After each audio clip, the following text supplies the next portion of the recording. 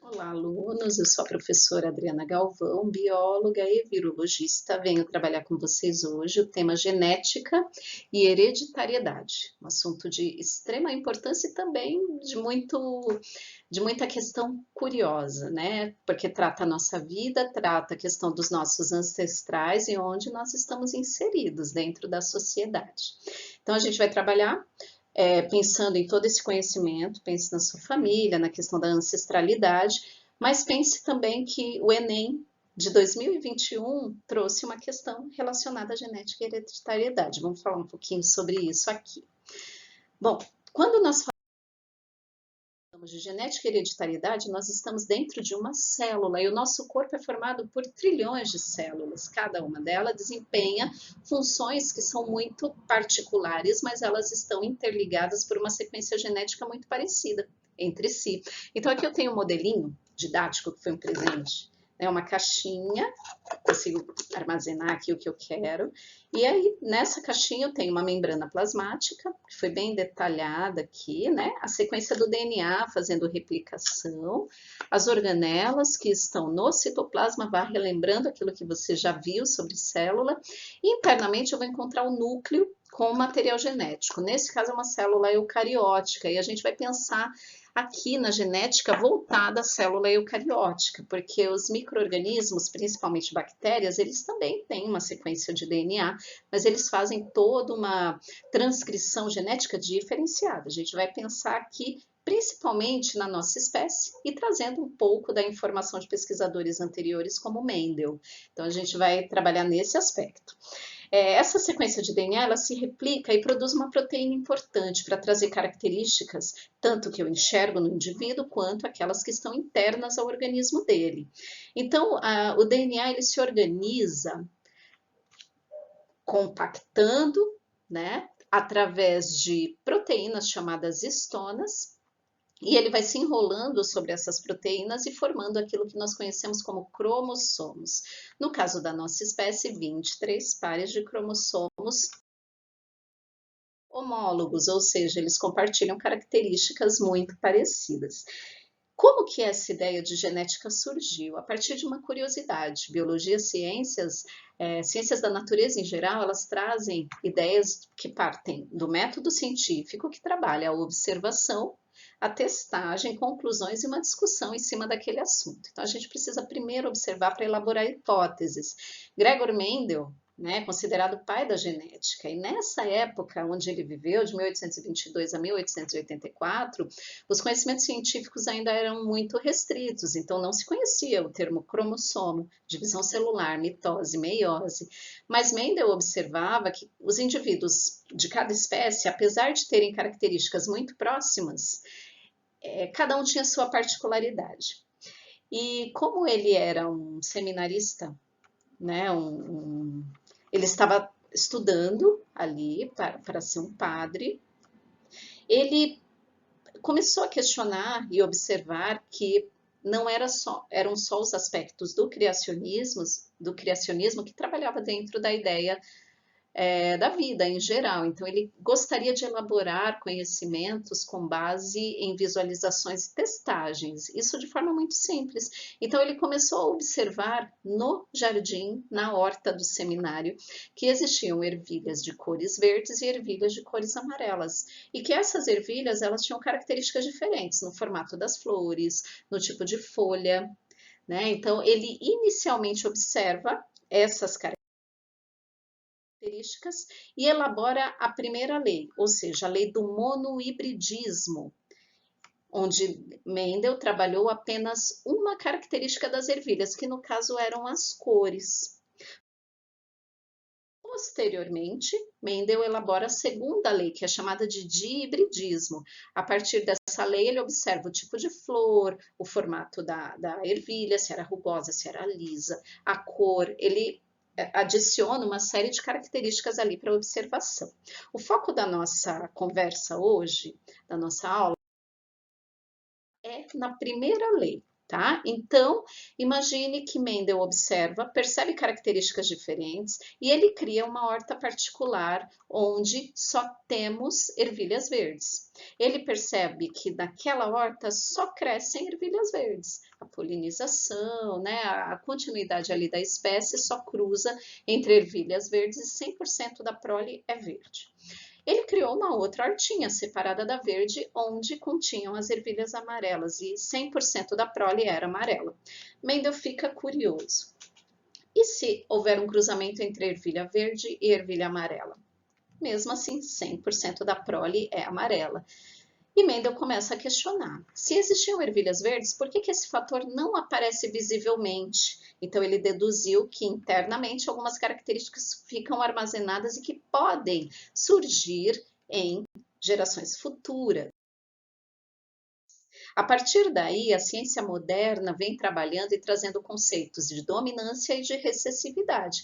O conceito de dominante se aplica àquele indivíduo que contém uma característica expressa, é aquela que mais aparece na sociedade e que é determinante numa determinada população também. E a característica recessiva já é aquela que é menos aparente e que pode se refletir em alternância de gerações, pode aparecer mais na frente. A partir daí, o gene dominante é aquele que tem uma efetividade maior, e ele é sempre expresso por uma letra maiúscula. E o gene recessivo, aquele que menos aparece, ele é expresso pela letra minúscula. Tá?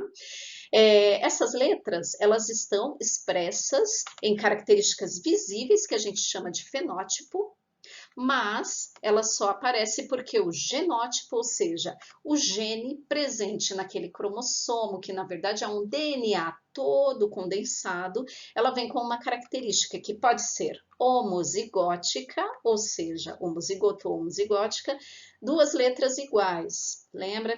23 pares de cromossomos. Para cada par, a gente precisa de uma sequência de genes, que normalmente são herdados por pai e mãe. Porém, esse pai e mãe já recebeu influência de antepassados. E o heterozigoto é quando eu tenho letras misturadas, ou seja, eu tenho um fator que é dominante, ele é expresso no fenótipo, é visível, mas eu tenho um fator que é recessivo, ele não apareceu, foi isso que aconteceu lá com a ervilha. A ervilha era amarela, porque o amarelo era dominante, mas ela tinha a característica recessiva guardada dentro do seu organismo, ou seja, dentro do DNA do vegetal. Então Mendel pensou, se eu cruzar novamente essas ervilhas, eu posso ter uma geração que expressa também as ervilhas de outras cores, né? Então veja o que acontece aqui. Ficou claro que o cruzamento de uma ervilha verde, que era recessiva, com uma ervilha amarela, que era dominante, as duas homozigóticas com letras iguais, eu tenho descendentes que possuem características tanto dominantes, aquela que é expressa, olha a cor aqui, porém eu tenho a característica recessiva, ela está guardada, o verde não apareceu. Lembre sempre que o dominante reflete o fenótipo, aquilo que eu vejo. Né? Então ele fez o que? Ele cruzou novamente. Olha o que Mendel faz, a autofecundação, porque a ciência ela parte de hipóteses, mas eu preciso do teste. E como que ele cruza naquela época? Ele mistura ervilhas verdes e amarelas dentro do mesmo jardim e ele promove daquele nascimento de ervilhas amarelas novo cruzamento. Olha aqui, duas amarelas. Então eu tenho duas heterozigóticas em autofecundação. Olha o que nós temos de característica. Uma ervilha homozigótica dominante, duas ervilhas heterozigóticas e uma ervilha recessiva. Então, de 100% da prole, 25% reflete na geração 2 a característica verde. Essa é a ideia da primeira lei de então, matematicamente, comprovando aí essa eficácia através dos 25% de ervilhas verdes que são refletidas. Tá? Então, aqui algumas informações aí, porque ciências da natureza envolvem matemática em todos os aspectos, né? Não é à toa que lá no fundamental a gente trabalha física e química dentro de ciências naturais. Aí o Enem traz um questionamento para a gente pensar em cima disso. Veja bem, questão 132 do Enem de 2021, ano passado. A deficiência de lipase ácida lisossômica, não se assustem com os termos aí, né, das biológicas, é uma doença hereditária relacionada a uma organela, que é o lisossomo, que ajuda aí na lise de corpo estranho, digestão dentro de uma célula. É uma doença hereditária associada a um gene do cromossomo 10, 23 pares, posição 10, reflete essa deficiência. Os pais dos pacientes podem não saber que são portadores dos genes da doença até o nascimento do primeiro filho afetado. Então, a gente já tem uma informação importante aqui sobre a genética mendeliana na primeira lei. Os pais dos pacientes podem não saber que são portadores dos genes, ou seja, ele é um heterozigótico, ele reflete uma característica através do fator dominante, onde ele não tem a doença, mas aí nasce o primeiro filho afetado. Quando ambos os genitores são portadores, existe uma chance em 4, lembra lá? 100%, 4 características, de que seu bebê possa nascer com essa doença. E essa doença tem que tipo de caráter? Veja bem, opção A, recessivo, B, dominante, C, codominante, ou seja, 2 vezes a característica de dominância, tá? Tanto o pai quanto a mãe são dominantes para a doença.